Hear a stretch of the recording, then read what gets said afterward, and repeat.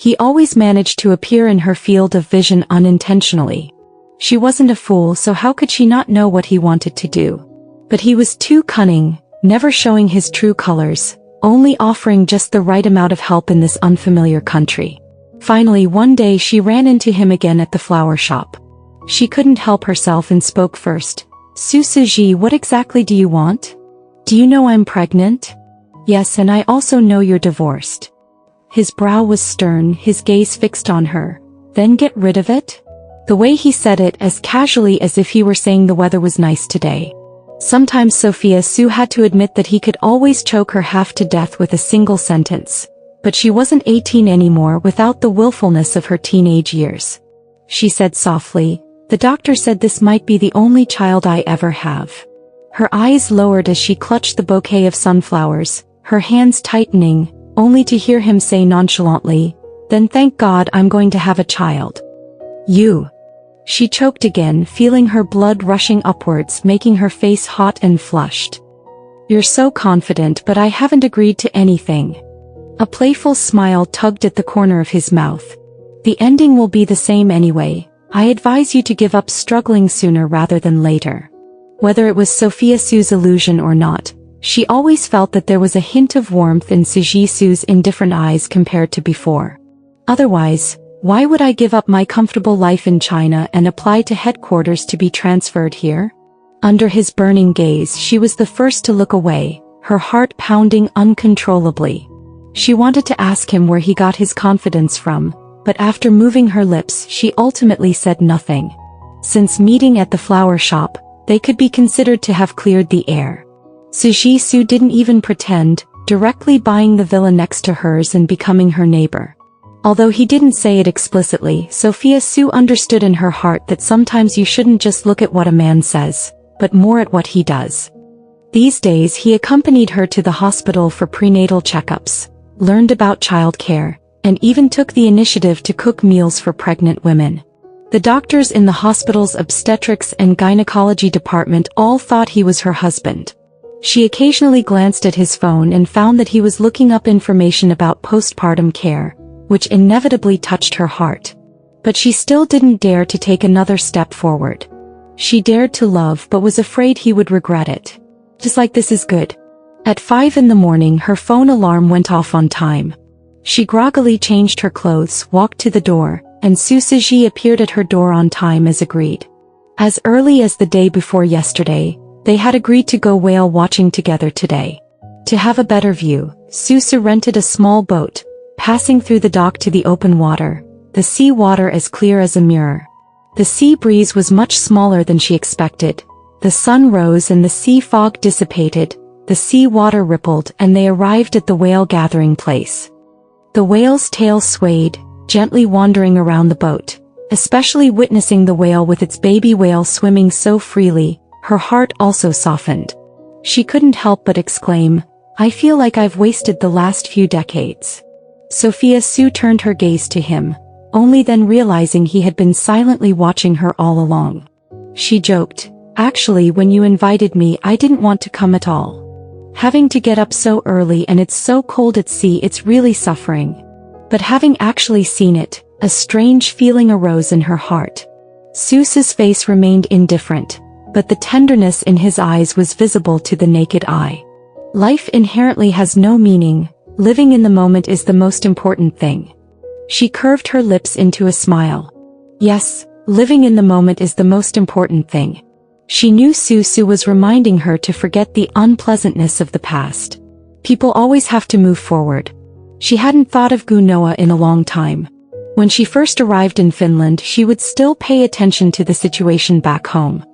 She saw her statement on social media being quickly clarified. Although the reason for the divorce was not explicitly stated, secrets can't be kept forever, and soon the news of Gunoa's affair was exposed. Gunoa suffered a significant impact from public opinion, and his career was severely damaged. This once favored son of heaven was cornered at his doorstep for a live broadcast, losing all face. He remained behind closed doors all day long. Later there were rumors that he had depression and went abroad to hide. The fans who once shipped Shin Lily felt disgusted, like swallowing a dead fly. After the video of her visiting the obstetrics and gynecology department, claiming she wanted to have Gunoa's child, was exposed, netizens cursed her for knowingly being a third party and called her a bitch. But she didn't respond at all, as if she had completely disappeared from the internet. She glanced at the messages as if they were just some trivial gossip, quickly scrolling past them. These people and events seemed to have nothing to do with her. They were no different from strangers.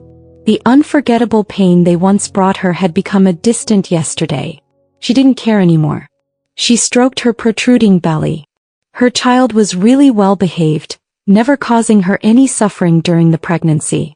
The man watched her silently, the tenderness in his eyes almost melting into a pool of spring water. Years flew by and another year passed. Sophia gave birth to a lovely boy. Tsuji stayed with her in the hospital room. When the nurse placed the baby in his arms, he stiffened like a plaster sculpture. He's so ugly. Is he still evolving? Why does he look like a monkey? Her skin is so wrinkled. Are you sure we didn't get the wrong baby? That was his first impression of the baby. She watched him furrow his brow in thought, verbally protesting, but her hands were gentle and careful. He's so awkward. Just like back then, Tsuji clearly liked her too, but he stubbornly insisted that she was the one who liked him. A first-time mother, her eyes sparkled with a tenderness she had never known before. Bring him here, let me take a look. Looking at the baby's wrinkled little face, a smile curved at the corner of her mouth, and she felt that every part of him was beautiful. Have you thought of a name? Tsuji asked softly. Anan, called Anan. At first she always watched videos of young children. Gradually, her social media account began recommending videos of children with strange illnesses who needed treatment. She started to have wild thoughts, wondering if the baby would have birthmarks on his face, if he would be disabled, and if he would be healthy. Fortunately, everything went smoothly and the baby was very healthy. She asked for nothing more than for him to grow up healthy. When he was 3 months old, Anan still had a minor issue. After dinner she drank almond milk, and soon after Anan started to have an allergic reaction to her breast milk, and then began to develop a high fever. Sitting by the hospital bed, she looked at that tiny bundle with needles stuck in her head for the 4 drip, whimpering and crying, and her heart felt like it was being torn apart. The doctor's words echoed in her ears. Where is the child's father? It's already past midnight, you can't take care of her alone. It's not safe to go back, hurry up and call the child's father over. The child's father? A sense of desolation washed over her. She had abandoned Anan's father. After struggling for a while, she still dialed Tsuji's number.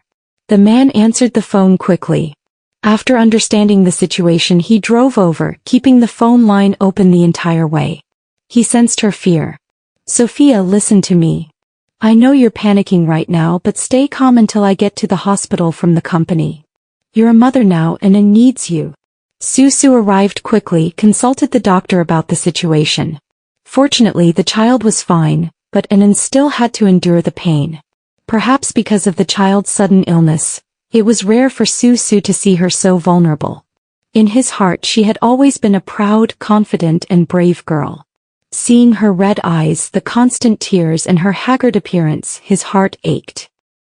He sat down next to her and let her rest her head on his shoulder. He didn't know what to say to comfort her, so he just let her vent her emotions. Don't cry, this isn't your fault. Her voice was hoarse. I'm an orphan, you know that. More than anyone, I want Anan to have a complete family, but I didn't expect that I can't even guarantee his health. I regret it so much, I don't deserve to be a mother at all. Calm down, it's just an accident. Tsuji frowned, his voice also becoming cold. In the process of growing up there will be accidents of all sizes. If you can't even handle this, what about the courage you had to give birth to him alone in the first place? You're just an ordinary woman, don't put so much pressure on yourself. Conceiving and nurturing life alone is already a great thing. Try to rely on me, okay? Susu forced Sophia to look into his eyes and said word by word, you will be a good mother, trust me, I will always be with you and Anan. He tenderly wiped away the tears from the corners of her eyes. Be good, get some sleep first so you'll have the energy to take care of this energetic little guy tomorrow. He coaxed the crying Anan in a gentle tone. Under Su Suji's protection, Sophia Su gradually emerged from her emotional breakdown. As if she had a backbone, she gradually felt tired and fell into a deep sleep. Su Suji guarded them, mother and son, all night long. The next day at noon, Anne's fever had completely subsided. Su Suji sent them back home and sat on the sofa, starting to nag again. In the future, contact me immediately if something like this happens. Looking at the bloodshot in his eyes, she felt guilty and lowered her head, but the man suddenly fell silent as he was speaking. She looked up and saw that Su Suji had fallen asleep at some point. Instead of waking him, she unconsciously hugged Anne and moved closer to him. She just felt a sense of security when he was around.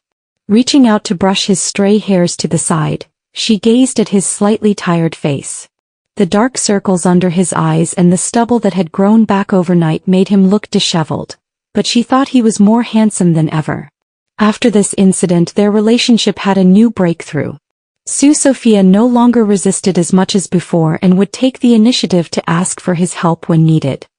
Su Suji would also proactively share his own affairs with her, occasionally lingering in her home, resembling a pair of bickering lovers. When she tried making bread at home, she invited Su Suji to be her #1 guinea pig. After tearing off a piece of dry bread, he refused to take a second bite, pushing the bread far away. He then picked up Anne and started making funny faces. Anne's bright, watery eyes blinked as she watched the man holding her make all sorts of strange expressions, which made her giggle. By the way, I'm going back to China next week. Hearing this, Su Sophia knew it would be at least some time, and a strange feeling welled up in her heart. Will you come back after going back to China? She inadvertently asked what was in her heart, and she was a little annoyed that she had asked such a mindless question. What is the relationship between him and her? Why is she interfering in his life like this? A glint flashed in his eyes and he said with a playful tone, "Come back? My wife and children are all in Finland, how could I not come back?" She glared at him and even gave him a punch, but it was too light, like a feather gliding over, making his heart tremble. Su Suji placed Anne in the crib and gently embraced Su Sophia from behind. The woman stiffened for a moment, but she didn't resist, silently accepting the hug. He whispered in her ear, "Wait for me to come back, it won't take a week. I'll finish up the business negotiations in China and come to be with you and Anne." The man's usually stern eyebrows softened and he joked, "When I'm not by your side, you can't be thinking about other men." Who would I be thinking about? Noagu? She hadn't paid attention to his news for a long time, and this person had become distant to her. They had long been two people with no relationship. She gritted her teeth and said, "What nonsense are you talking about? Believe it or not, I'll tear your mouth apart." It's over. Supermodel turns into a yiksha. Su Sophia. Su Suji returned to China, rested for a day to adjust to the time difference, and then immediately began his work schedule. Today was the day he signed the contract with Gu Ruyu. He came to Gu's group and saw this decisive business queen again. However, she seemed obviously absent-minded. Thinking of what her younger brother had done, she wanted to send him back for a remake. Inside the Gu family villa, Shin Lily stayed in Noah Gu's bedroom with trepidation, afraid that he would suddenly go crazy. Her voice trembled, "Noah, have something to eat. You haven't eaten anything all day, how about you eat your fill before working on the wood carving?" But the man continued to do his own thing, completely ignoring her. After she was locked in the mental hospital, she thought she would never get out in this lifetime. Unexpectedly, in less than 2 days, she met a cold and ruthless female Seo, Gunoa's eldest sister. Gu Ruyu was not interested in the messy situation between her and her brother, but she wanted to avoid any adverse factors that would cause a crisis for the company. What Gunoa did was no different from illegal detention. If their rivals found out and reported it, would their family have to produce a criminal from this generation? Therefore, Shin Lily was lucky enough to be rescued by Gu Ruyu. She would never go to that place again where there were so many abnormal people and she couldn't understand their behavior. She only knew that if she stayed there, it wouldn't be long before she became just like them. Knowing the far-reaching power of the Gu family, she didn't dare to play any petty tricks, because these things were simply not worth mentioning in the eyes of Gu Ruyu, who had experienced great storms.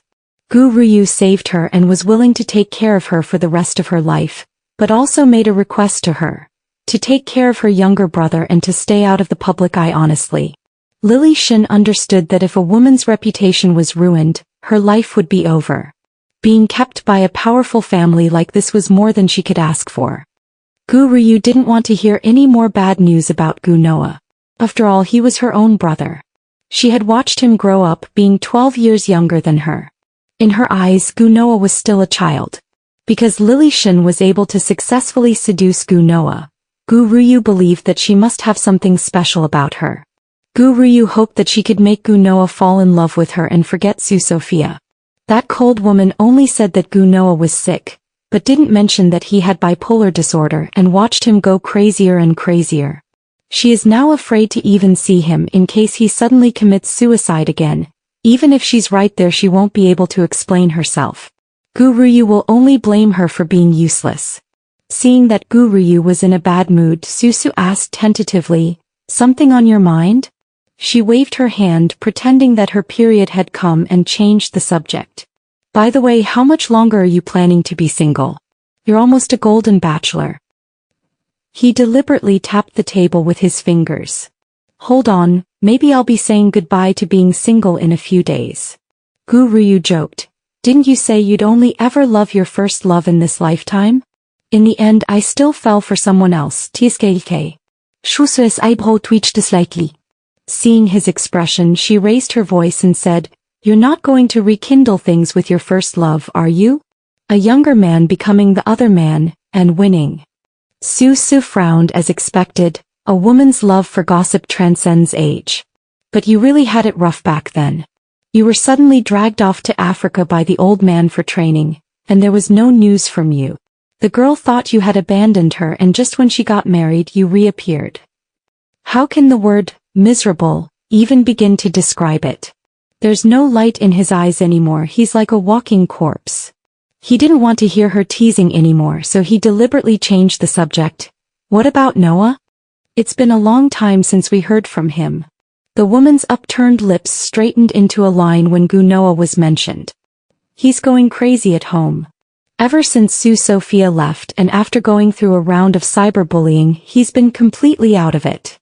Susu lowered his eyes, a dark glint flashing within, and tugged at the corner of his mouth. If he had known this would happen, why did he do it in the first place? He wouldn't pity this old acquaintance. He had already lost Su Sophia once, and he would never give anyone another chance this time. Gu Ryu continued, "He has had a smooth and successful life, so this matter must be a huge blow to him. But who can he blame for this? If I were his wife, I would have torn him apart. Sophia is still a decent person after all." Through chatting with Gu Ryu, he learned that Gunoa suffers from bipolar disorder, sometimes depressed and sometimes irritable.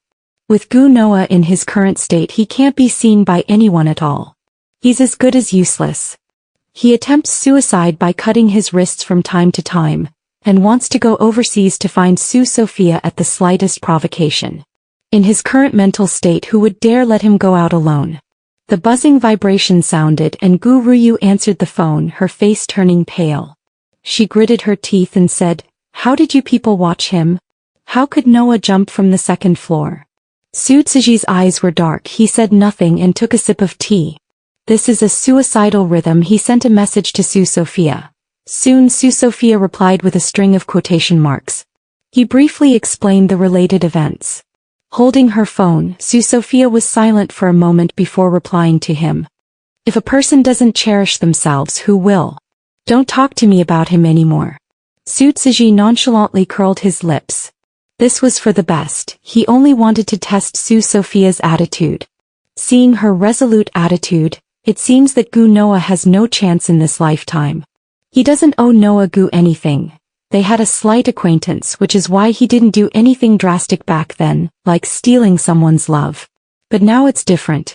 Noah Gu lost Sophia Su himself, so don't blame him for seizing this only chance. He is just defending his only love. As soon as Noah Gu's incident happened, Ryu Gu was no longer in the mood to discuss cooperation. Rushing to the hospital, Su Tsuji had every reason to go, as he was once his brother. Seeing Shin Lily kneeling in the hospital, terrified, Gu Ruyu was so angry she didn't know what to say. She was so angry that she almost gritted her teeth. Get up, you're such an embarrassment. Who told you to go out and get photographed by the media and see what they've written about you? Gu Ruyu rubbed her temples, feeling utterly exhausted. Her younger brother was completely ruined. I'm sorry, I was so scared. Shin Lily sobbed silently.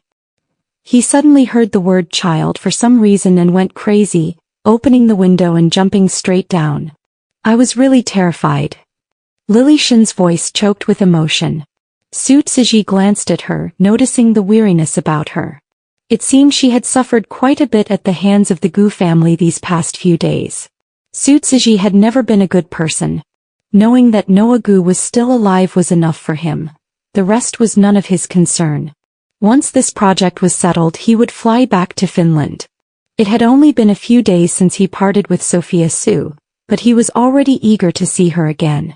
But unexpectedly, it took him more than 2 months before he finally returned to Finland. Su Sophia came to pick him up with the baby, and for a moment he really felt an unreal sense of family. Noticing that she was struggling to hold Anan, he took Anan from her arms and lifted him high to make him happy. Stop teasing him, he's almost laughing like a little fool. Su Sophia scolded him playfully and gently patted his shoulder. They smiled at each other. The scene of them holding the baby was very heartwarming. A photographer noticed the scene of him lifting the baby high just now and captured a photo of the baby's silly smile. I wanted to take a picture of the family of 3, but they left too quickly and I didn't have the chance. The photographer uploaded the photo to their social media account, and the baby's healing smile instantly attracted a large following of mom fans. Unexpectedly, it went viral and many fans asked the photographer where the baby was photographed, saying they were so cute. The photographer also responded to this. In the villa, Grandpa Gu, who was scrolling through his phone, looked at the photo and adjusted his reading glasses. He wondered to himself, was he seeing things? The baby's appearance was practically a carbon copy of his good-for-nothing son when he was little. Old Master Gu called over Gu's mother. Take a look, who does this photo look like? Gu's mother looked carefully and said suspiciously, this looks exactly like Noah. Does he have an illegitimate child outside? At this thought, both of their faces turned grim, and eventually the matter reached Gu Ruyu's ears. Gu Ruyu had a vague guess in her heart that this was probably the child of her former sister-in-law. Back then, when Su Sophia was pregnant, neither she nor Gunoa had mentioned it to their parents. She was afraid that her parents would be angered by that good-for-nothing, while Gunoa probably felt ashamed that his wife and child had run away. Whenever she thought of her brother who was still in the hospital feeling hopeless, Gu Ruyu felt uncomfortable all over, but she couldn't just watch him be like mud all day long. She went to the hospital and chose to tell Gunoa the news herself. Inside the villa, Su Tsiji was sitting on the sofa watching educational cartoons with Anan, feeling drowsy. A phone call came in and upon hearing the news he was wide awake, his face turning dark and gloomy. Seeing his grave expression, Su Sophia thought something had happened to him and was about to speak. But he got up and walked towards her. Sophia, he knows about Anan. A photographer took pictures of Anan at the airport. Your location is probably going to be exposed.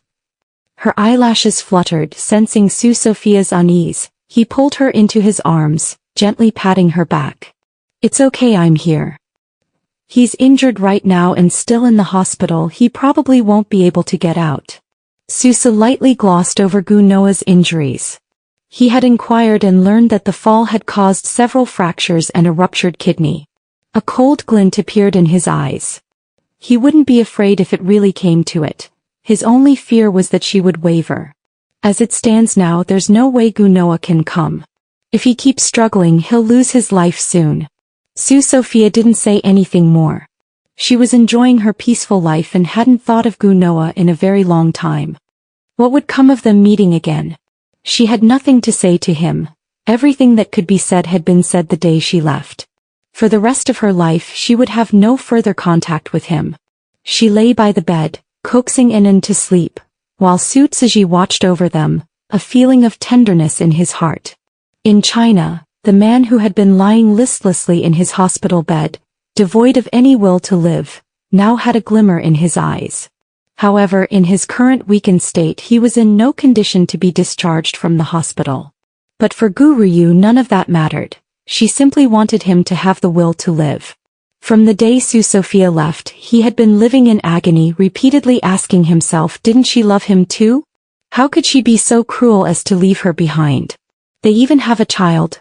Blood is thicker than water. Holed up at home, he constantly numbed himself. Only by lying in their room, smelling the familiar scent, could he find a moment of peace. It was as if she was still by his side, never having left, but waking up brought an even more severe breakdown. Under this mental torment he was sometimes manic and sometimes depressed. He indulged himself in losing control, knowing that he was sick. But being sick was fine. Maybe if she knew, she would feel sorry for him, right? What if she comes back looking for him? The truth is she never contacted him and he lived like a walking corpse, immersed in his own world all day long. Now that he knows she is in Finland and has given birth to his child, his dying heart has come back to life. He has hope again. He wants to find her and the child. He wants to remarry her and make amends. Guryu saw his expression and immediately understood his thoughts, sighing softly. If only he had known this earlier, why did he do it in the first place? Noah, focus on recovering first. Look at yourself now, how much of your old self is left? Any woman who sees you would be scared away. Guryu just hoped that he could pull himself together again. She couldn't bear to see him continue to be so dejected. Sis, do you think she will forgive me? Do I still have a chance? She didn't speak, only nodded silently. Although she understood that a woman like Su Sophia, who was unwilling to compromise, would never turn back, she couldn't say it. She had finally given him the will to live. She was angry at his lack of ambition, but they were family after all. If it were any other man in this situation, she would only think that the scumbag deserved it and that everything was self-inflicted. People's hearts are biased after all. She softly comforted him. You need to rest well. Only when your body recovers will you have a chance. Guryu gave a few instructions, telling them to take good care of her, and then turned and left. Lying on the hospital bed, he could no longer bear it and tears of regret fell down. He pulled up the quilt and curled up in a corner of the bed, covering his whole body. Aining, I miss you so much. His voice choked. He had ruined the girl he loved and cherished in his hands. She ended her career in its prime for him, just to be with him forever and no longer endure the pain of separation. Su Sophia really cared about their relationship. But his momentary infatuation with Shin Lily disrupted their entire lives. Shin Lily was bold and uninhibited in bed, always igniting his passion. With her he had a completely different experience. The feeling of being able to play around as he pleases is different from the careful pampering he gives to Aining. He is the dominant one in bed. Besides, Shin Lily's body is indeed alluring, and he is willing to spoil this little lover of his, which is why he used a marriage proposal to make her happy. Anyway, she should understand that he had said from the beginning of their relationship that he only loves his wife. But he is also fascinated by the excitement Shin Lily brings him. He only desires her body, nothing more. He thought he could enjoy her beauty and maintain a balance between his home and his affair, but he overlooked Shin Lily's greed and Su Sophia's decisiveness. Everything was ruined. His wife disappeared with their unborn child. In a single day he lost his beloved.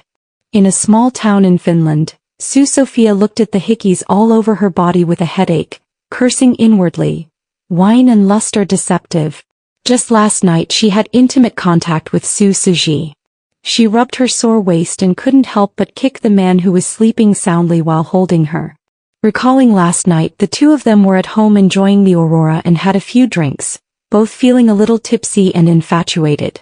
She relaxed and leaned against Su Suji, his Adam's apple bobbing as he tentatively leaned in and kissed her soft lips. She was momentarily stunned and didn't resist, acquiescing to the kiss, after which the man took further liberties, becoming completely unstoppable. The image of the man on the bed, his eyes slightly narrowed like a hunting cheetah, directly grabbing the back of her neck and trapping her beneath him, unable to move, resurfaced in her mind. Her cheeks flushed, she decided to get up and ignore the man in bed. Susa's long arm reached out and pulled her waist, You want to run after taking advantage of me? He had just woken up, his voice with an unspeakable desire and hoarseness. Her ears began to burn and her heart beat faster. This rogue, she pushed him away but was pulled into his arms for a kiss. The kiss started gently, sensing her adaptation. Susa's kiss became more and more fierce and irresistible. Tongues intertwined, their bodies merged together again, and afterward she was coaxed to sleep by the man again. Groggy with sleep, she found that he was already up, holding an N and making milk powder, and suddenly realized that her life had long been inseparable from this man. Sutsuji came over and gently stroked her cheek. Be good, sleep a little longer. After this incident, Sutsuji was considered to have taken root in her house, looking every bit like the male master, and at night he pressed her on the bed and ran wild again. He doesn't seem to have changed at all. The first time she saw him as a girl, the young him looked like he had no interest in sex. Sophia's colleagues bet with her, saying that Sutsuji looked like an abstinent old cadre, with a coldness all over him and was probably impotent. She didn't believe it and winked at the man below the stage during the fashion show. With just one glance she saw the spark hidden deep in Susa's eyes. This was definitely working. Sophia triumphantly corrected her colleagues backstage, realizing her judgment was wrong. Unexpectedly, Susa called her into the lounge and greeted her with a forceful and domineering kiss. From then on she was entangled with this nemesis for a full 2 years. Hugging the man's lean and powerful waist, her pupils trembled slightly. She patted her cheeks thinking this isn't not working, this is working too well. It's truly baffling how he manages to balance work and life so well, having so much energy every day, exhausting her to the point of aching back and legs. On weekends she just wants to curl up at home and sleep in. But he coaxes her out of bed, insisting on taking her to catch king crabs. Taking a cruise, she and the baby ended up in Hardangerfjord with him. Although it's close to the Arctic Circle, it's a rare place of mild and humid weather. The low peaks on both sides of the fjord undulate gently, shrouded in misty vapor, the scenery on both banks softened by this hazy, smoky water. Feeling a sense of wonder, she asked, "Aren't we going to catch king crabs?" He joked, "I'm not crazy, what if Annan gets frostbite, she's so little. Let's go to my winery, it's the flowering season now, you'll definitely love it." With that he naturally tidied her stray hairs and straightened her collar. "Let's go back to the room, it will still be a while before we arrive." When she arrived at the manor she thought it produced wine, but it turned out to be cider. The trees were full of flowers with a delicate fragrance, surrounded by bees and butterflies. She was surprised to find such a paradise near the Arctic Circle. Having stood here for only a moment, her dress was already covered in fragrance. Annan also stared with wide, round eyes, watching intently, babbling happily, looking very cheerful. She tugged at Susuji's sleeve and asked, "When did you buy this manor?" The smile on the man's lips faded slightly and he slowly said, "After you got married. I thought I missed it, that I'd never have another chance, and later I became addicted to alcohol. I was planning to find a place to live out my days in a drunken stupor. The taste of the wine here is unique. I only sold it back then to relieve my loneliness. I originally thought that I would live here when I became an old man, and that would be it for my life. Now it's different, you're back by my side." For a moment, a mix of feelings, both bitter and sweet, flooded her heart. Her voice trembling, she gently took his arm. "I'll always be here from now on." He lowered his head and kissed her smooth forehead. "Yeah, from now on, there will be an old lady to keep me company." She was amused by him, not noticing that he had casually slipped the ring onto her finger. "Once you're in my circle, you'll never escape." The man's voice was a little choked up. She gazed at his indifferent eyes, which were tinged with a faint red. For the first time she took the initiative to kiss those thin lips. Falling in love with him was as simple as it was in her girlhood.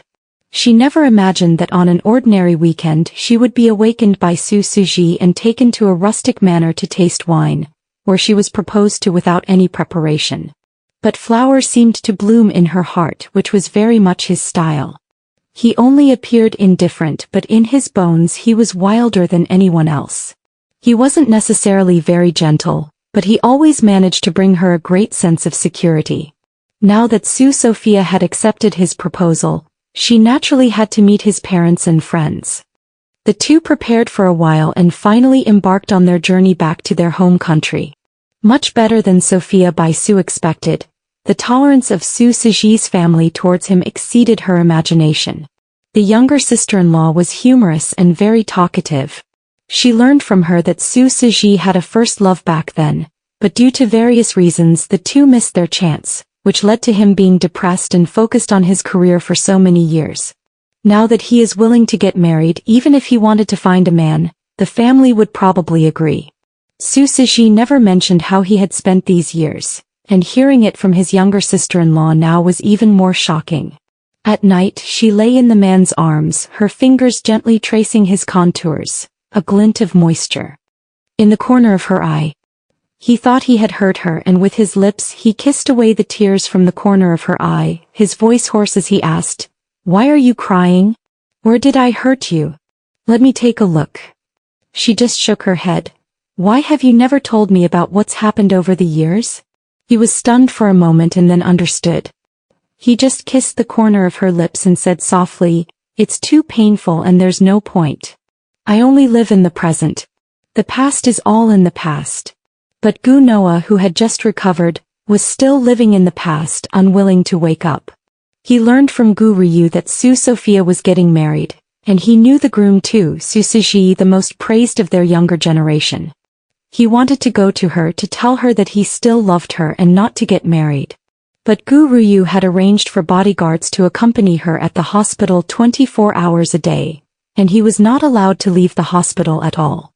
"Please let me see her, sister," he pleaded. Gu Ryu laughed in anger. "She's getting married, what do you, her ex-husband, want to see her for? Don't you think you've lost enough face? Look at the gaunt figure you've become. Seeing you would only increase my dislike for you." He still tried everything to leave the hospital, secretly taking a car to watch her from afar, seeing her walking hand in hand with another man on the street. Her eyes were bright and moving, and you could feel her joy from her smile. He glanced again at his reflection in the glass window. Worn, gloomy, and so thin he looked inhuman. He looked every bit like a patient who had run away from the hospital. Just a few minutes later, the heart that longed to see Su Sophia lost its courage, and he instructed the driver with a gloomy expression, "Back to the hospital." "My sister was right, at least he couldn't show up looking like this, she wouldn't like it."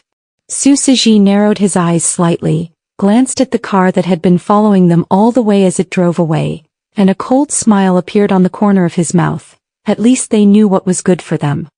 Late at night, Su Siji came to the hospital alone. He glanced at Gunoa, who was sitting on the bed in a daze, and said indifferently, "You look much better than the last time you were in the hospital." Gunoa raised his head numbly. "Here to laugh at me? Is there a need? You've already become a joke ever since your affair became public knowledge." Gunoa twitched the corner of his mouth, a bitter feeling rising in his heart. His life and marriage had fallen apart at that moment, and wasn't he just a joke now? He blinked, suppressing the pain, and said coldly, "What brings you here?" Su Siji stated the purpose of his visit today. "We can be considered acquaintances, and I don't want you to appear in front of my wife in the future."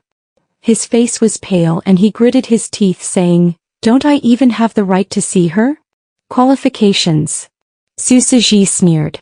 His already cold and stern features became even more terrifying at this moment. "Those who break their vows will lose their loved ones forever, and you still fantasize about qualifications." Gunoa's heart was shaken, and all the words he wanted to say were locked in his throat. His head was buzzing and even breathing became difficult. He struggled to speak. "She told you this too? I'm her man, what is there that I can't know?" After Su Siji finished speaking, he turned and left. He was never a good person, he just usually hid his darkness in a corner. Now that someone is threatening his happiness, he will never give his rival a chance. That would be cruel to himself. Su Siji's unexpected visit shattered Gunoa's last illusion. In the days that followed, he always sat on the hospital bed with a blank look, sometimes laughing and sometimes crying, his expressions mixed, and he became even more ill. After being transferred to the sanatorium, Gu Ryu arranged for Shin Lily to accompany him, and she was now taking care of him like an old nanny.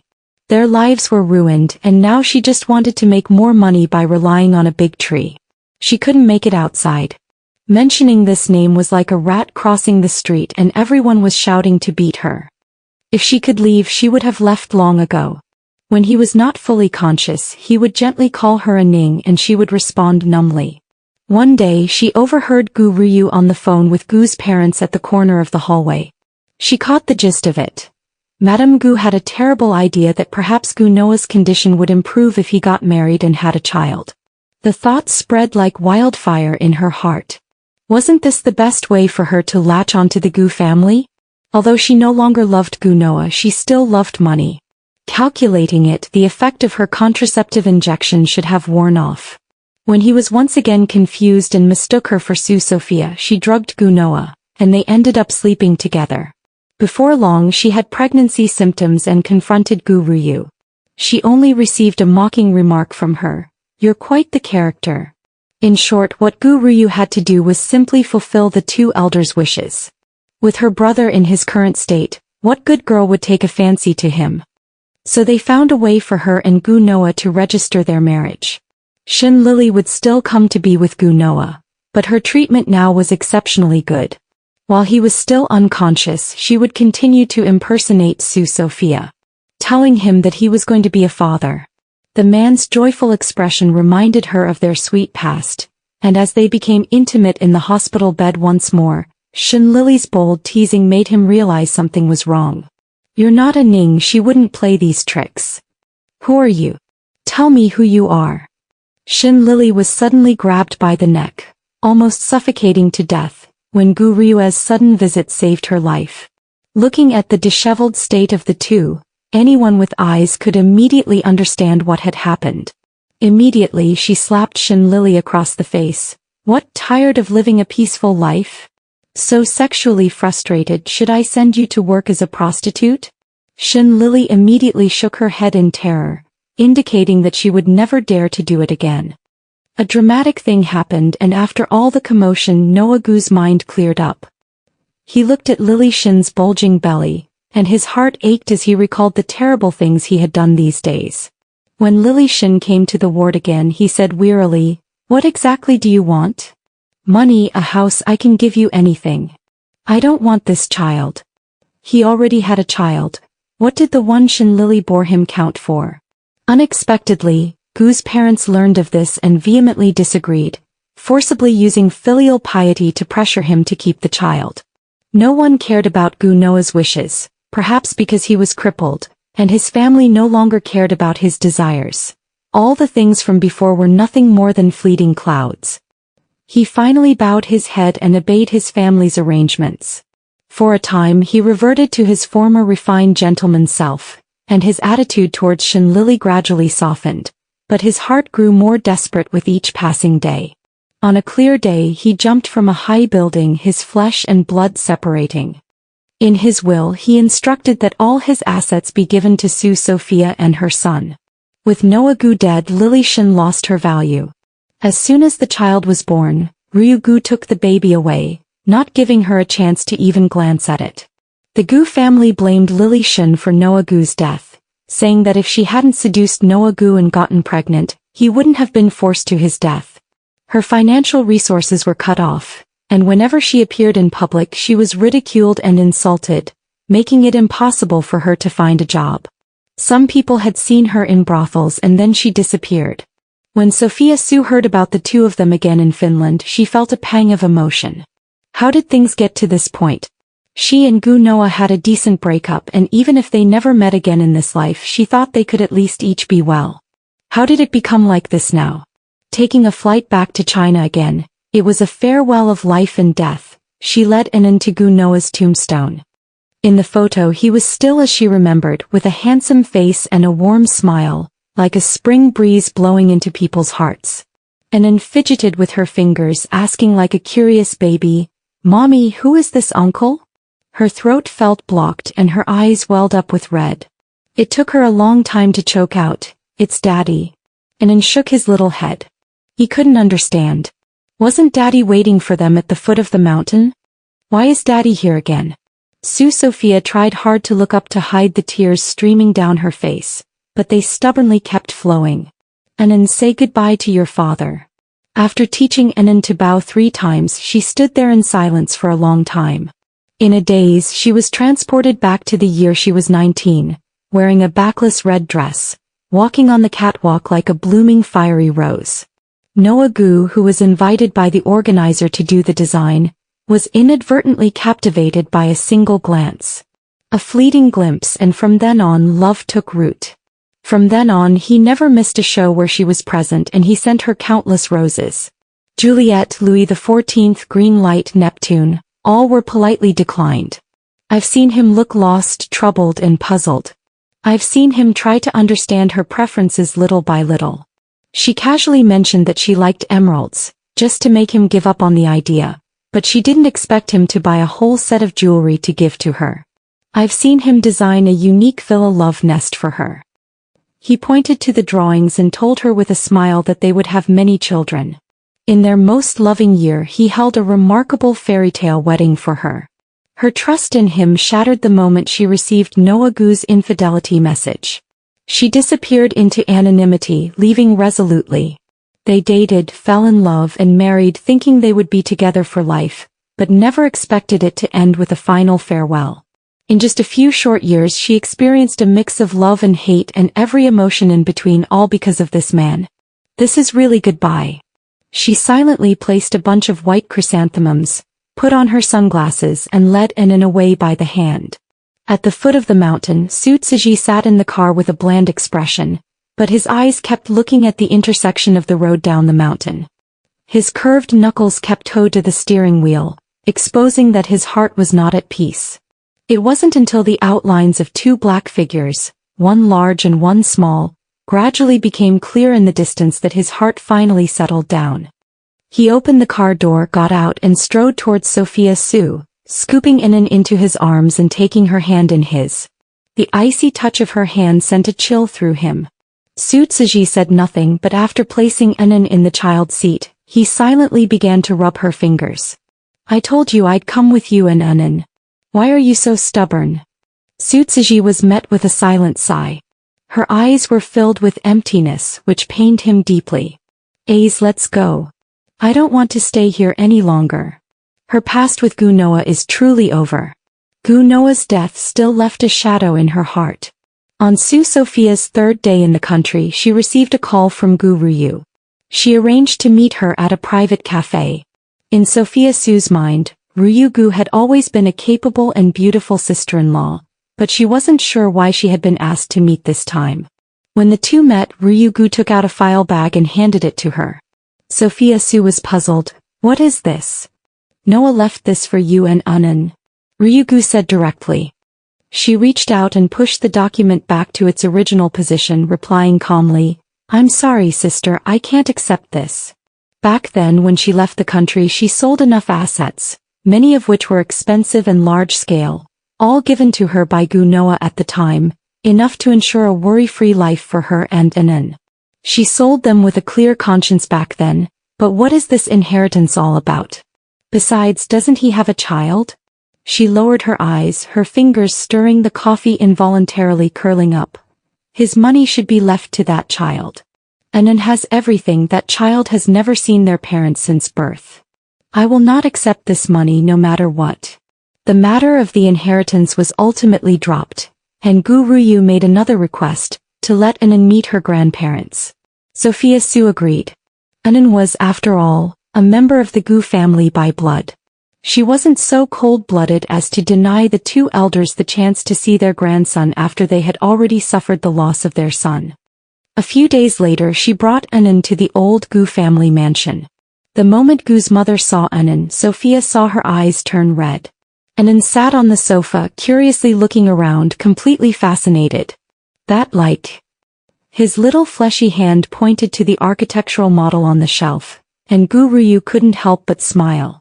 Anan is like his father. That's the work Noah won with at the junior architecture competition. Gu Ryu continued. Anan, how about being an architect in the future? Sophia's pupils trembled and she gently stroked her son's hair. He was too young to understand what an architect was. So she asked her question, puzzled, and all she told her was that he was a very powerful person. Mother Gu couldn't help but say, Anan is just like Noah when he was little, exactly the same, like nesting dolls. Grandma loves you. Anan giggled. Inside the mansion she saw another child still in swaddling clothes. She felt a little sad. She had tasted the feeling of not having parents from birth. Her grievances with Gunoa had ended at the time of the divorce. She wouldn't vent her anger on this little baby, but only felt that the child was very pitiful. Fortunately, he was born into a wealthy family, so his life should be carefree. Having fulfilled Gu Ryu's request, she promised to bring the child to see his grandparents every year. With no further ties in China, Su Sophia boarded the plane back to Finland. Since returning, she had been listless and dispirited. Su Tsuji didn't say it, but he was visibly worried that something was wrong with her health. It wasn't until she felt extremely unwell that Su Tsuji forced her to go to the hospital. When they heard the doctor's diagnosis, they were both stunned. The doctor gave instructions as usual: 4.5 weeks pregnant. Take care of your body during this period and don't overwork yourself. She couldn't hear the rest of the words, only one sentence remained in her mind. She was pregnant. He turned to look at Su Tsuji. His innate coldness made him look very calm, and it was hard to catch his excitement unless you saw the twitching muscles in his face. On the way back he curved the corners of his mouth and murmured, "I'm going to be a dad again." He joked, "Looks like studying those parenting guides wasn't a waste of time." As the busy life of a stay-at-home dad began again, a warm feeling welled up in Su Sophia's heart, her emotions no less calm than Su's. She once thought she would never have children again in this lifetime. During her pregnancy at home, Anan lay on her belly, feeling the arrival of new life. "Aw, Mommy, he's moving. Was I like that too in Mommy's tummy?" She nodded with a smile, the whole family happily anticipating the arrival of the new life. During this time Su Siji became even busier. When Huayanan was around, taking care of Su Sophia alone was enough for him. Now he has to take care of two people and also consider their little baby. She once felt guilty for not being able to give Su Siji a child, as fate always seemed to be playing tricks on them. In her teenage years, Su Siji disappeared without a trace, and she thought he was just playing with her, cruelly betraying her love. When he returned again, it was at her wedding.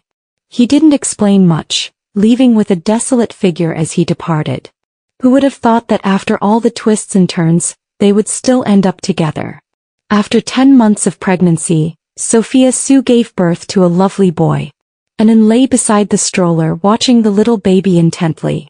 Once Sophia Su recovered, Noah Gu proposed again to have a belated wedding. Initially Sophia was resistant. Weddings held little meaning for her. She was a mature woman, not a young girl dreaming of romance.